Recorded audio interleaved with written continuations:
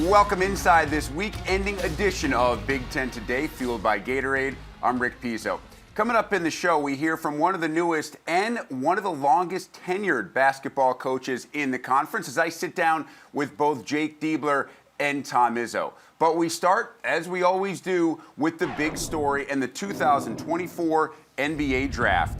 4 players who finished their careers at current Big Ten schools were chosen over the course of 2 rounds. Purdue star Zach Edey, a lottery pick for Memphis at number 9. Khalil Ware goes from Indiana to Miami with the 15th pick. Illinois guard Terrence Shannon taken late in the first round by Minnesota. And Cam Christie of Minnesota, the league's only second rounder, he was chosen by the LA Clippers.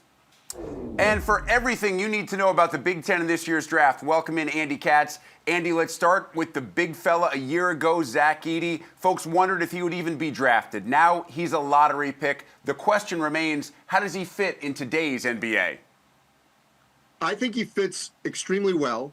There's no question that as the draft process was progressing, workouts, certainly in Chicago, the way he interviewed, I was there for literally the first time he stepped on the floor at the Combine in mid-May, and they had him shooting threes. He was out there with Alex Sarr and Donovan Clingan, and he was making threes more than the other two.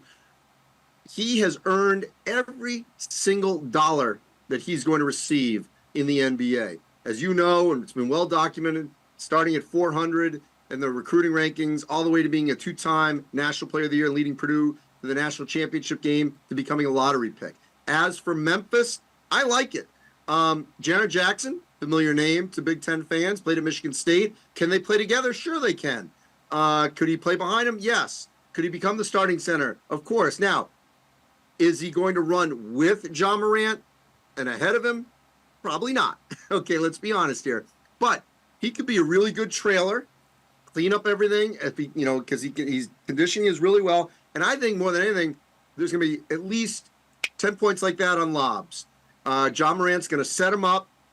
He's going to be able to score. The question for Zach Edey in previous months, now and going forward, is how does he defend the pick and roll? If he can do that, he'll stay on the floor and be very effective.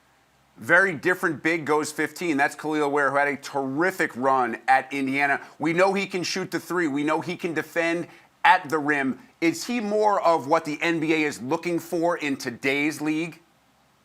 Yeah, originally we thought he would go higher than Zach Edey, but obviously Edey had a phenomenal postseason as well.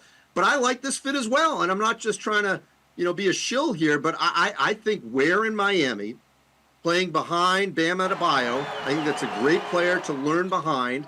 The Pat Riley, Eric Spoelstra tandem from top to bottom in the organization, I think that will help Ware. It's always been about his motor at Oregon and Indiana. If the motor is there for Ware, he can be a very effective NBA player, certainly a rim protector on the defensive side, and he can score like Edey on lobs.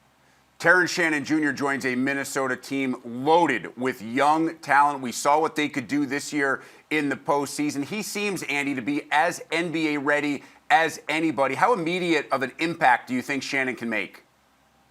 I think he could be Rookie of the Year. I think it's the steal of the draft. The only reason he went 27 is his legal issues were not cleared until early June.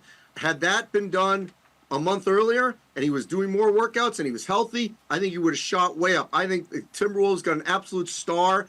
I don't care if he's 23. You and I have seen the way he can go from one end to the other, dunks like that. Anthony Edwards can dunk, maybe the best in the NBA. I think we're going to see some posters from Terrence Shannon in Minnesota. I think he fits in perfectly. They also got Rob Dillingham from Kentucky out of Minnesota, who actually was the biggest winner in the NBA draft.